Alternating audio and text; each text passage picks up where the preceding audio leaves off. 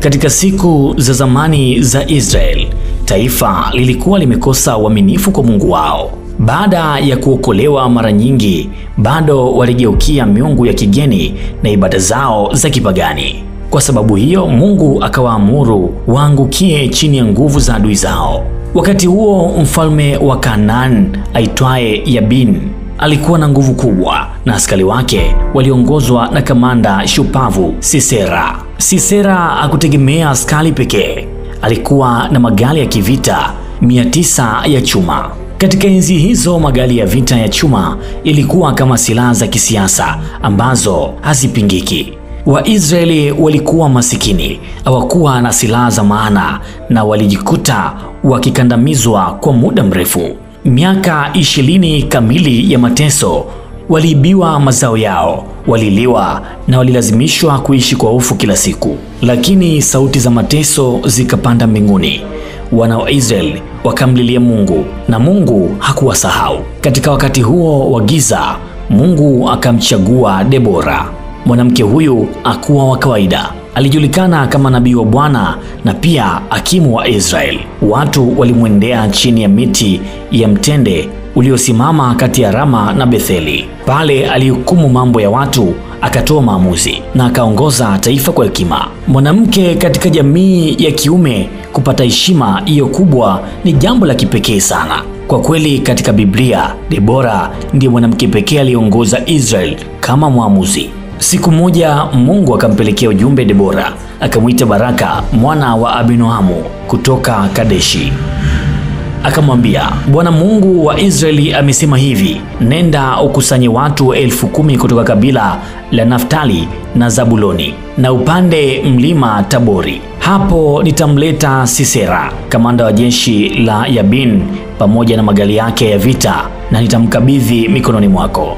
Lakini Baraka, ingawa alikuwa shujaa, aliogopa. Alisema kwa uoga, sitaenda isipokuwa wewe Debora uende nami. Debora akakubali, lakini akatoa maneno ya unabii, nitakuja pamoja nawe, lakini fahamu hili, utukufu wa ushindi hautakuwa wako, kwa maana Sisera atauawa kwa mkono wa mwanamke.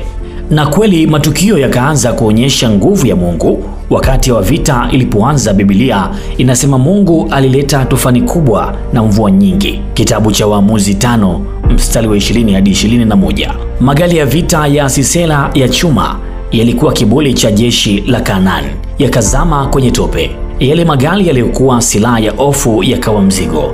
Hapo ndipo Waisraeli, ingawa wachache na wanyonge, walishinda maadui zao. Sisera akaona jeshi lake likiangamizwa, akakimbia kwa miguu. Alifika hema la mwanamke aitwaye Yaeli, mke wa Ebeli Mkeni. Mkeni alikuwa kabila lililohusiana kwa njia fulani na Midiani, na walikuwa na amani na mfalme Yabini. Sisera alizani yuko salama, akamwomba maji, lakini Yaeli akampa maziwa moto kwenye chombo cha fahali, akampa heshima kana kwamba anamkaribisha. Sisera akiwa amechoka akalala usingizi mzito. Ndipo Yaeli akachukua gome la hema na nyundo, kwa sababu wanawake wa Keni walikuwa ndio wenye kazi ya kupiga magome ya hema. Yaeli alikuwa hodari wa kutumia nyundo. Akiwa na ujasiri wa kipekee, akampiga gome kupitia kichwa cha Sisera, akamchoma chini kabisa. Hivyo yule kamanda hodari akafa, si kwa mikono ya jeshi, bali kwa mikono ya mwanamke aliyedharauliwa. Baada ya ushindi huu, Debora na Baraka wakaimba wimbo maarufu sana ambao ni miongoni mwa mashairi ya kale zaidi katika Biblia. Katika wimbo huu, Debora akajitambulisha kama mama wa Israeli. Alimshukuru Mungu, akawasifu wale waliojitokeza kupigana na akampongeza Yaeli kwa tendo lake la kishujaa. Wimbo huu unaonyesha pia jinsi ambavyo baadhi ya makabila ya Israeli yalikataa kujitokeza vitani na jinsi Mungu alivyohesabu ujasiri wa wachache uliomwamini. Kwa ushindi huu, Israeli walipata amani kwa miaka 40. Mambo muhimu ambayo mara nyingi huweza yakawa yanapita kwenye macho yetu. Debora ni mwanamke pekee katika Biblia aliyeitwa mwamuzi. Nafasi hii kwa mwanamke ilikuwa ya ajabu sana katika jamii ya Kiyahudi. Magari ya chuma ya Sisera yalishindwa kwa sababu ya mvua kubwa. Mungu alitumia nguvu ya asili kuvunja nguvu ya adui. Yaeli alikuwa mtaalamu wa nyundo ya gome la hema. Kwa wanawake wa Keni, kazi ya kusimika mahema ilikuwa yao, hivyo alitumia ujuzi wa kawaida katika tukio la kihistoria. Wimbo wa Debora ni utunzi wa kishairi wa kale kabisa. Wasomi wa Biblia wanaona Waamuzi 5 kama moja ya mashairi ya awali sana yaliyowahi kuandikwa katika Israeli. Debora alijiita mama wa Israeli. Hii sio jina la heshima tu, bali inaonyesha nafasi yake kama mlezi na mlinzi wa taifa hilo, si tu nabii au kiongozi.